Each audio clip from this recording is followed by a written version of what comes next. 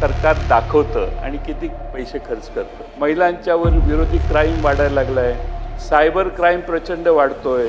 संशोधन करायचं आहे, रिसर्चला पैसे नाही। एकूण राज्यामध्ये अशा तक्रारीचं विश्लेषण करायचं आहे, मानसिकतेचं विश्लेषण करायचं आहे, समुपदेशन करायचं आहे, शिफारशी करायच्या आहे। मागणी केली तर आम्ही पैसे देतो, हे टोटली रॉंग आहे।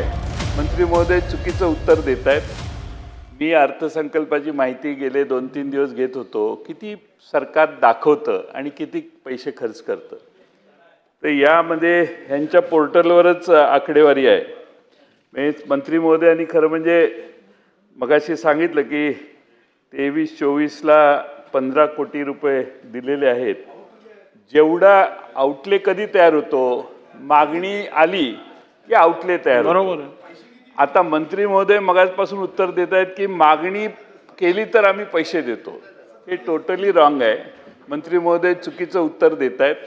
आउटले मागणी केल्यामुळे झाला, आउटलेला मंजुरी दिल्यानंतर रिलीज किती केला हा माननीय मुनगंटीवार साहेबांचा प्रश्न आहे। जयंत पाटील साहेब, मी आकडे सांगतो, आपल्याला आकडे सांगतो।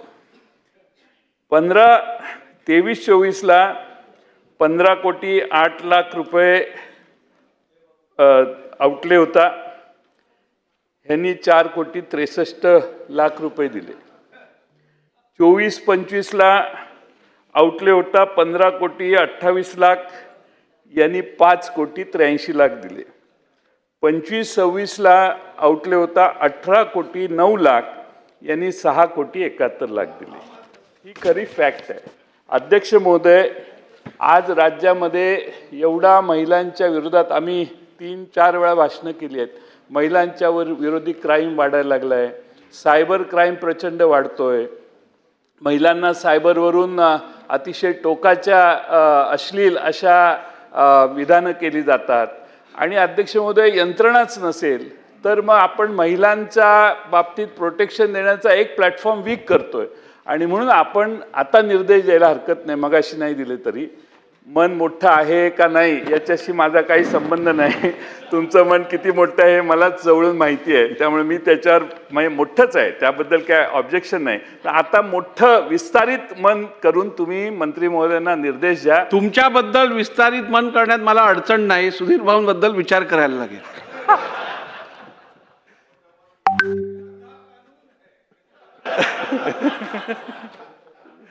आणि म्हणून माझी विनंती आहे की मंत्री महोदयांना आपण सूचित करावं की बजेटरी प्रोव्हिजन जी आहे तेवढी रिलीज करून, त्यांचा दुसरा मुद्दा आहे की त्यांना आयोगाला पूर्ण अधिकार देण्यात यावेत एक्सपेंडिचरचे, त्याला पुन्हा मंत्रालयात यायला लागू नये, असा स्वायत्तता देण्याची व्यवस्था सरकार करेल काय? अध्यक्ष महोदय, आपला आउटले आहे आणि त्यांनाच अधिकार आहेत, खर्चाप्रमाणे ते मागणी करतात आणि त्याप्रमाणे आपण निधी वितरित करत असतो। अध्यक्ष महोदय,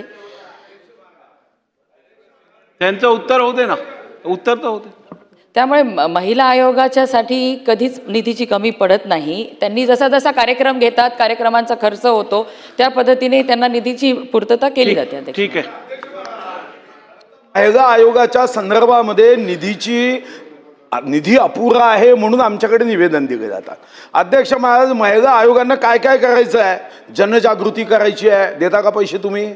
अध्यक्ष महाराज, संशोधन करायचं आहे, रिसर्चला पैसे नाही। एकूण राज्यामध्ये अशा तक्रारीचं विश्लेषण करायचं आहे, मानसिकतेचं विश्लेषण करायचं आहे, समुपदेशन करायचं आहे, शिफारशी करायच्या आहे। आणि माननीय मंत्री महोदय म्हणताय मग आपण ते कुऱ्हाडीचा दांडा गोत्यास का आलाय? सन्मान्य सुधीर भाऊ आणि सन्मान्य जयंत पाटील साहेब, हे दोघेही राज्याचे अर्थमंत्री म्हणून त्यांनी उत्तम काम केलेलं आहे आणि म्हणूनच बजेट संदर्भात त्यांना चांगली माहिती असणं हे अपेक्षितच आहे। मला एवढंच सांगायचं आहे की एका संस्थेचा अध्यक्ष म्हणून, विधिमंडळाचा अध्यक्ष म्हणून माझ्याकडे बजेट संदर्भातली जी माहिती आहे आणि कार्यपद्धती जी आहे ती अशी आहे की आउटलेमध्ये आपण ठरवतो की त्या वर्षाचं या खात्यासाठी आपलं बजेट किती असणार, ऐका किती असणार। त्यानंतर ज्या वेळेला जसं जसं त्या संस्थेला किंवा त्या खात्याला खर्च करायचा असतो ते फायनान्सकडे परत पाठवतात। फायनान्सकडे मागणी केल्यानंतर फायनान्स रिलीज करतं। आता जर त्या कमिशननी, विमेन्स कमिशननी मागणीत 4 कोटीची खर्चाची केली असेल तर 10 कोटी का ते वितरित करणार? त्यामुळे एक मिनिट ऐकून घ्या. त्यामुळे मंत्री महोदयांनी एवढंच सांगू दे की महिला आयोगाकडनं आपल्याकडे जेवढी मागणी केली गेलेली वितरित करण्यासंदर्भातले पैसे तेवढे आपण वितरित केलेत का?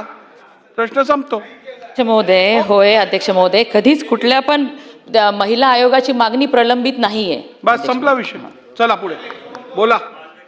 महोदय, सन्माननीय सन्माननीय सुधीर भाऊंनी- मंत्री महोदयांनी दिलेली माहिती जसं आपण सदस्यांनी दिलेली माहिती सत्य म्हणून समजतो तशीच मंत्री महोदयांनी दिलेली माहिती सत्य आपण समजावी आणि जर का चुकीची असेल तर त्या संदर्भात आपण पुढची कारवाई करू शकता. अशाच नवनवीन अपडेट्ससाठी डिजिटल कोल्हापूर चॅनेलला सबस्क्राईब करायला विसरू नका.